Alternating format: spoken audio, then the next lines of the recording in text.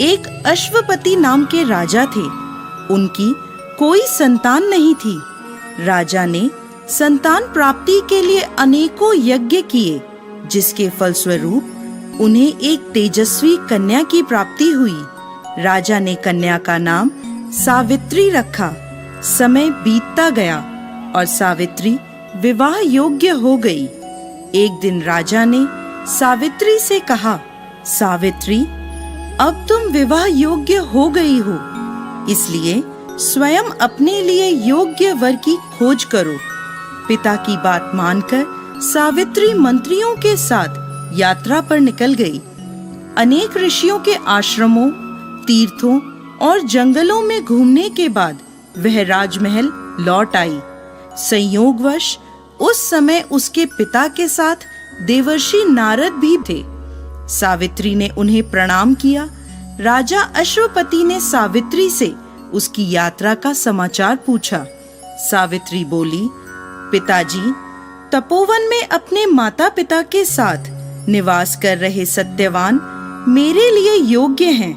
मैंने मन से उन्हें अपना पति चुना है। सावित्री की बात सुनकर देवर्षि नारद चौंक उठे और बोले, राजन, सावित्री ने तो बहुत बड़ी भूल कर दी है। यह सुन अश्वपति चिंतित हो गए और बोले, हे देवर्षि, सत्यवान में ऐसा कौन सा अवगुण है? इस पर नारद जी ने कहा, राजन, सत्यवान के पिता शत्रुओं के द्वारा राज्य से वंचित कर दिए गए हैं। वह वन में तपस्वी जीवन व्यतीत कर रहे हैं और अपनी दृष्टि खो चुके हैं। राजन, सबसे बड़ी कमी यह है कि सत्यवान अल्पायु है। 12 वर्ष की आयु में से अब उसके पास केवल 1 वर्ष की आयु शेष रह गई है। नारद जी की बात सुनकर अश्वपति ने सावित्री को समझाया कि वह किसी दूसरे उत्तम गुणों वाले पुरुष को अपने पति के रूप में चुन ले। सावित्री बोली, पिताजी, नारी अपने जीवन में केवल एक ही पति का वर्ण करती है। अब चाहे जो भी हो, मैं किसी दूसरे को अपने पति के रूप में स्वीकार नहीं कर सकती।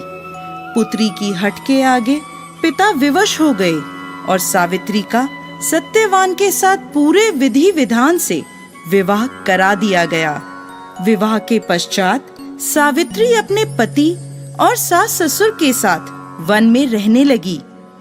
जैसे जैसे समय बीतता जा रहा था, सावित्री के मन का भय बढ़ता जा रहा था। नारद जी के कहे अनुसार जब उसके पति की आयु मात्र 4 दिन बची, तब सावित्री ने 3 दिन पहले से व्रत रखना प्रारंभ कर दिया। अंततः वह दिन भी आ पहुंचा जब सत्यवान की मृत्यु निश्चित थी। चौथे दिन जब सत्यवान लकड़ियां लेने वन को जाने लगा, तब सावित्री बोली, हे नाथ, मैं भी आपके साथ वन को चलूंगी। सत्यवान के मना करने पर भी वह सास ससुर की आज्ञा लेकर अपने पति के साथ वन को चली गई। वन में सत्यवान ने जैसे ही पेड़ से लकड़ी काटना शुरू करा, उसके सर में असहनीय पीड़ा होने लगी और वह पेड़ से उतर गया। सावित्री समझ गई कि उसके पति का अंत समय निकट है, अतः उसने अपने पति का सर अपनी गोद में रख लिया। लेटने पर सत्यवान अचेत हो गया।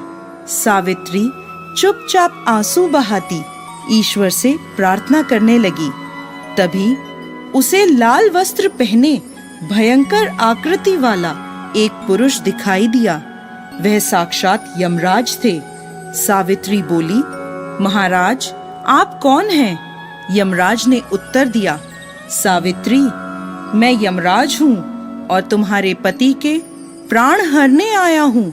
सावित्री बोली, प्रभु, सांसारिक प्राणियों को लेने तो आपके दूत आते हैं, क्या कारण है कि आज आपको स्वयं आना पड़ा? यमराज ने उत्तर दिया, सावित्री, सत्यवान धर्मात्मा तथा गुणों का सागर है। मेरे दूत इन्हें ले जाने के योग्य नहीं हैं, इसलिए मुझे स्वयं आना पड़ा। ऐसा कहकर यमराज ने सत्यवान के शरीर से प्राणों को निकाला और उसे लेकर वह दक्षिण दिशा की ओर यमलोक को जाने लगे। सावित्री भी उनके पीछे पीछे चल दी। सावित्री को अपने पीछे आता देख यमराज बोले, सावित्री, तुम मेरे पीछे कहाँ आ रही हो? सावित्री बोली, मेरे पति जहाँ जाएंगे मैं भी वहीं जाऊंगी, यही मेरा धर्म है। यमराज के बहुत समझाने पर भी सावित्री नहीं मानी। उसके पतिव्रता धर्म की निष्ठा को देखकर यमराज बोले, तुम अपने पति के बदले कोई भी वरदान मांग लो। सावित्री ने अपने दृष्टिहीन सास ससुर की आंखें मांगी और यमराज ने तथास्तु कहा और आगे चले। फिर से सावित्री उनके पीछे पीछे चल दी। तब यमराज ने सावित्री से कहा, एक और वर मांग लो। तब सावित्री ने अपने सास ससुर के राज्य को वर के रूप में मांग लिया और यमराज ने तथास्तु कहा और आगे चल दिए। सावित्री फिर भी यमराज के पीछे चलने लगी। अब यमराज बोले, चलो और एक वर मांग लो। तब सावित्री ने अपने पिता के लिए 100 पुत्रों का वरदान मांगा। यमराज ने तथास्तु कहकर सावित्री को वापस लौटने को कहा, लेकिन सावित्री नहीं मानी और फिर उनके पीछे चल दी। अब यमराज बोले, सावित्री, तुम मुझसे अपने पति के प्राणों के अलावा कोई भी वरदान मांग लो। तब सावित्री ने वर मांगा कि उसके सत्यवान से 100 पुत्र प्राप्त हों। इस बार भी यमराज तथास्तु कहकर आगे बढ़ने लगे, परंतु सावित्री फिर उनके पीछे चल दी। अब यमराज बोले, मैंने तुम्हें सभी मनवांछित वर दे दिए, अब तुम लौट जाओ। तब सावित्री बोली, महाराज, आपने मुझे सत्यवान से 100 यशस्वी पुत्रों का वरदान दिया है और सत्यवान के बिना पुत्र कैसे संभव होगा? ऐसा कहकर सावित्री ने यमराज को उलझन में डाल दिया। तब यमराज बोले, सावित्री, मैं तुम्हारी पतिव्रता धर्म से प्रसन्न होकर सत्यवान के प्राण छोड़ रहा हूँ और साथ साथ तुम्हें आशीर्वाद देता हूँ कि तुम्हारी यह कहानी युगों युगों तक सुनाई जाएगी। यह कहकर यमराज ने सत्यवान के प्राण छोड़ दिए और यमलोक को लौट गए। तब सत्यवान और सावित्री अपनी कुटिया में पहुँचे। वहाँ उनके माता पिता की आंखों की दृष्टि भी लौट आई थी और उन्हें अपना खोया हुआ राज्य पुनः मिल गया था। दोस्तों, यह थी वट सावित्री की व्रत कथा। यह व्रत करने और कथा सुनने से विवाहित स्त्रियों के जीवन के सभी दुख दूर होते हैं और उनके पति को लंबी